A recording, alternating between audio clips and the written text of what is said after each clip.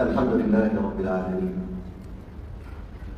والعاقبة للمتقين ولا عدوان إلا على الظالمين، وعنده مفاتح الغيب لا يعلمها إلا هو، ويعلم ما في البر والبحر، وما تسقط من ورقة إلا يعلمها، ولا حبة في ظلمات الأرض ولا رطب ولا يابس إلا في كتاب مبين. وأشهد أن لا إله إلا الله وحده لا شريك له، لا معقب لحكمه ولا راد لقضائه، يفعل ما يشاء ويحكم ما يريد. وأشهد أن سيدنا وحبيبنا وعظيمنا وقائدنا وتاج رؤوسنا وملسم جراحنا ودليلنا إلى الله محمدا عبد الله ورسوله ونبيه وصفيه وخليله، بلغ الرسالة وأدى الأمانة ونصح الأمة وجاهد في الله حق الجهاد حتى أتاه اليقين. اللهم صل وسلم وبارك على سيدنا محمد وعلى آله وأصحابه أجمعين. أما بعد عباد الله، فإن خير الحديث كتاب الله تعالى، وخير الهدي هدي سيدنا محمد صلى الله عليه وسلم، وشر الأمور محدثاتها.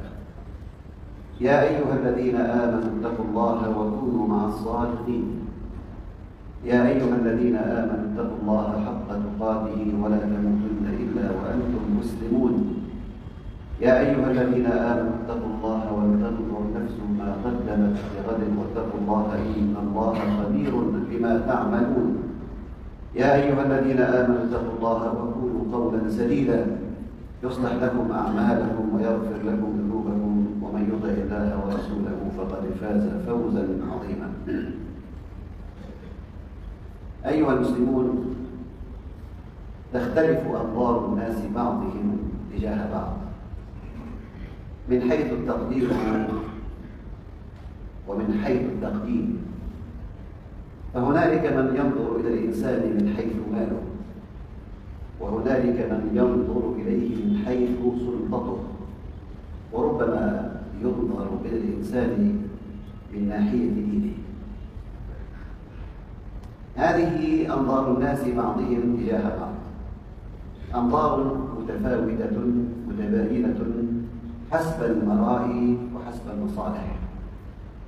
وقد يمدح المرء اليوم فيذم غدا، والعكس بالعكس. إلا أن منظار صحابة رسول الله صلى الله عليه وسلم في وضع ميزان للناس منظار يختلف تمام الاختلاف، لأنهم تربوا في مدرسة رسول الله محمد صلى الله عليه وسلم أن الميزان الحق الذي ينبغي أن يوزن من خلاله الإنسان إنما هو بقدر قيمته عند الله وبقدر قيمة الله تعالى عنده. يروى كما أخرج الإمام البخاري في كتابه التاريخ الأوسط أن سيدنا عمر بن الخطاب رضي الله عنه كان يوما أمام جمع من الصحابة الكرام، فقال للصحابة: تمنوا، كل واحد يطلب طلبا وأمنية. قال: فجعلوا يتمنون. قال رجل: أتمنى أن يكون لي مثل هذه الدار ذهبا لأنفقه في سبيل الله. ثم طلب من سيدنا عمر بن الخطاب رضي الله عنه أن يتمنى، فقيل: تمنى يا أمير المؤمنين. قال: أتمنى أن يكون ملء هذا البيت رجالا مثل أبي عبيدة بن الجراح ومعاذ بن جبل وحذيفة بن اليمان، فأستعملهم في طاعة الله تعالى. هذا يتمنى أن يكون له دار من ذهب، وهذا يتمنى أن يكون عنده رجل كأمين هذه الأمة أبي عبيدة بن الجراح ليستعمل في سبيل الله تعالى. ولما تأخر فتح مصر في زمن سيدنا عمر رضي الله عنه، وكان عمرو بن العاص قائدا للمسلمين في فتح مصر، كتب إلى عمر بن الخطاب طالبا أن يمده بجيش بمدد من جند المسلمين، فأرسل إليه سيدنا عمر 4000 رجل، على كل 1000 رجل منهم رجلا، وكتب إليه: إني مددتك ب4000 رجل، على كل رجل منهم رجل مقام 1000، رجل ب1000 و1000 ب1000. إني مددتك أو أمددتك ب4000 رجل، على كل رجل منهم رجل مقام 1000. من هؤلاء الأربعة؟ الزبير بن العوام، والمقداد بن الأسود، وعبادة بن صامت، ومسلمة بن مخلد. أيها المسلمون، قيمة المرء عند الله تعالى ليس بما يملك من مال أو من سلطة، بل قد يملك المال والسلطة ولا دين عنده، فلا قيمة عنده. قيمة المرء عند الله سبحانه وتعالى بما يملك من دين. وقد قيل: ليس كل ذكر رجلا، لأن الرجل شهامة ومروءة ونخوة وغيرة وشجاعة، وتتفاوت حالات الرجال، فهنالك رجل ب1000، وهنالك أنصاف وأرباع وأسداس وأثمان رجال.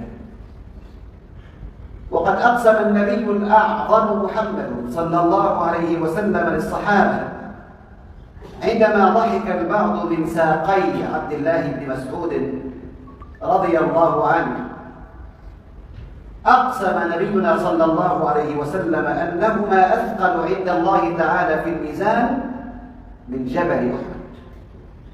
إنها ساق لعبد الله بن مسعود، إنها قيمة ذلك الصحابي العظيم عند الله سبحانه وتعالى، وأن ساقيه أعظم عند الله من جبل أحد، فكيف بعبد الله بن مسعود؟ ولعلنا أن نسأل أنفسنا سؤالا: كم يزن كل واحد منا عند الله تعالى؟ كم يزن كل واحد منا؟ ما ميزان كل واحد منا وقيمته الآن عند الله تعالى؟ ألم يقل النبي الأكرم محمد صلى الله عليه وسلم في خيبر: لأعطين الراية غدا رجلا يحب الله ورسوله ويحبه الله ورسوله؟ أي راية تلك؟ ومن ذاك الذي يحمل تلك الراية؟ إنه سيدنا علي رضي الله عنه. الراية يحملها رجل، وهذا الرجل يحب الله ورسوله ويحبه الله ورسوله.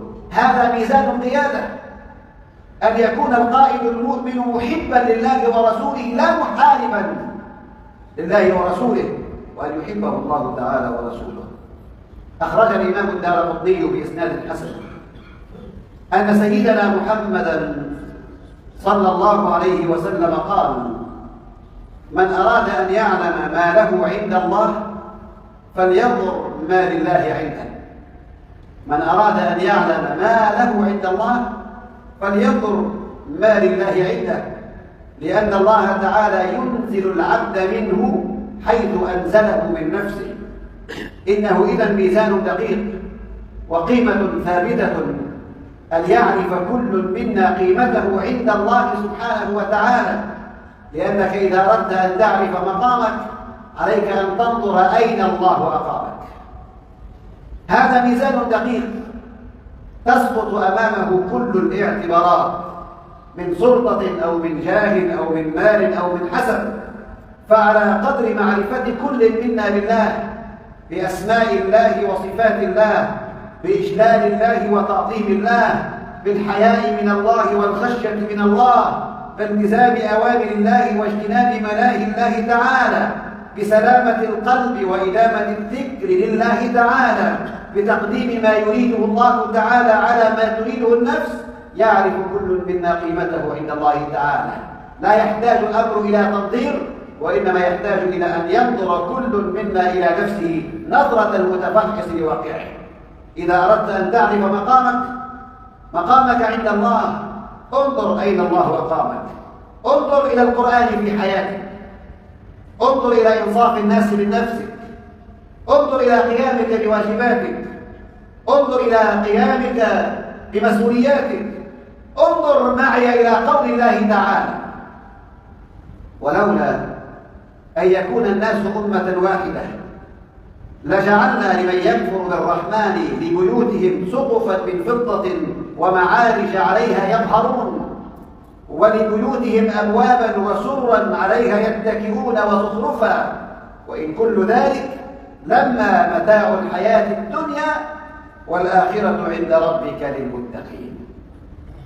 أيها المسلم الكريم، قيمتك بقدر همتك، فإن همة تحيي أمة، فأنت كسبيكة الذهب الأصلية بين الزائفة، وأنت كحبة اللؤلؤ الطبيعية بين الخرز الرخيص. ومن هنا إذا أقبل الله تعالى عليك استنارت جهاتك وأشرقت ساحاتك وتنورت ظلمات حياتك وظهرت عليك آثار إقبال مولاك سبحانه وتعالى من بهجة الجلال ومن آثار الجمال، وتوجه إليك أهل الملأ الأعلى بالمحبة والقبول لأنهم تبع لله سبحانه وتعالى المأمول.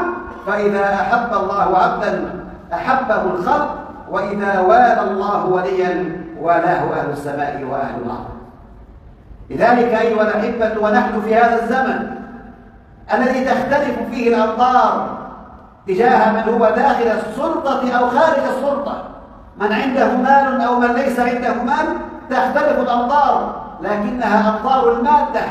أما أنظار أهل الإيمان فإنها تختلف تمام الاختلاف. وقد أقسم النبي الأعظم سيدنا محمد صلى الله عليه وسلم أن رب أشعث أغبر ذي طمرين مطرود بالأبواب لو أقسم على الله لا بره. القاعدة: إذا أردت أن تعرف مقامك انظر أين الله مقامك. أقول قولي هذا.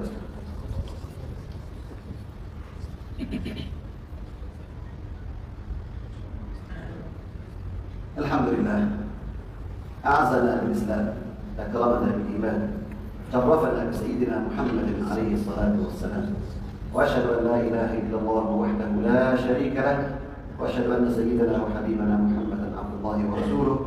اللهم صل وسلم وبارك على سيدنا محمد وعلى آله وأصحابه. أما بعد، فإن الله صلى على نبيه فقال: إن الله وملائكته يصلون على النبي يا أيها الذين آمنوا صلوا عليه وسلموا تسليما.